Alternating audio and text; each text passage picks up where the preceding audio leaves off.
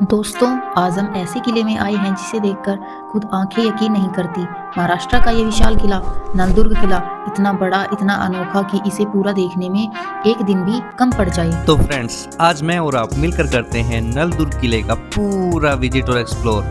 यह किला 3 किलोमीटर की दीवारों से घिरा हुआ है और इसका जो क्षेत्रफल है वो है 126 एकड़, यानी कि बहुत ही बड़ा होने वाला है। तो बिना देरी करे हुए चलते हैं पूरे किले में, मैं और आप मिलकर।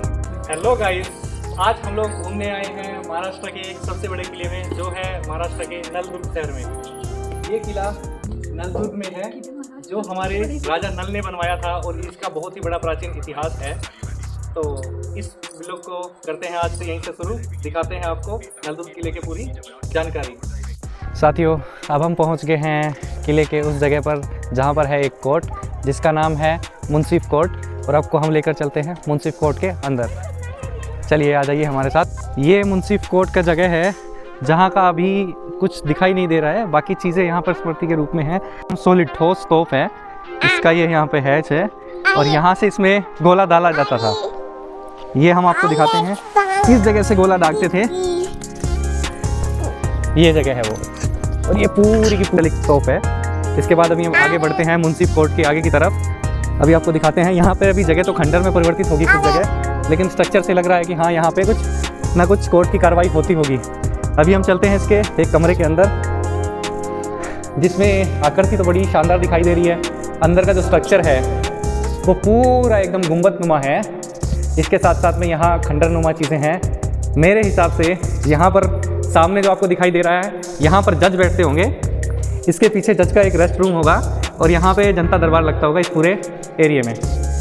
तो यहाँ पर जज बैठकर अपने डिसीजन देते होंगे उस समय के हिसाब से। और ये जो दिख रहा है आपको पीछे की तरफ, ये पूरा जजमेंट के लिए यहाँ लोग आते होंगे यहाँ पे जज के पास में। तो ये जज का सिटिंग प्लेस आदमी की नॉर्मल हाइट से बिल्कुल डबल है, ऊपर है, और सिटिंग प्लेस ऊपर रहने से सबको क्लियरली दिखाई देता होगा। अब बढ़ते हैं इसके आगे की तरफ। अब हम पहुँच गए हैं उस जगह पर जहाँ से हमको दो चीज़ दिखाई दे रही है। ये अपना झील का एरिया है, आपको हम जूम करके दिखाते हैं झील का एरिया कहाँ पे है। ये अपना पूरा झील एरिया है, आपको दिखाई दे रहा होगा। ये पूरा जहाँ तक आपकी नज़र जाएगी वहाँ तक पानी ही पानी है पूरा।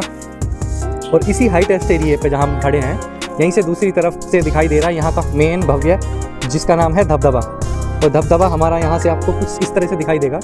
आपको जहाँ पे कुछ सारे लोग दिखते होंगे, वहाँ पे हम कुछ देर बाद कवर करने वाले हैं। यह है धबधबा। यहाँ पे दो धबधबे हैं, नल और नील, दोनों धबधबे यहाँ पे आकर्षण का केंद्र है। और उसके नीचे ये पूरी झील कंटिन्यू है।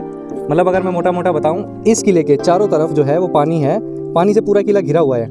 और यही इसकी सेफ्टी और सिक्योरिटी का एक मेन कारण भी है। चारों तरफ मतलब पानी से है, कोई सेना आक्रमण करे तो जल्दी से नहीं कर पाएगी।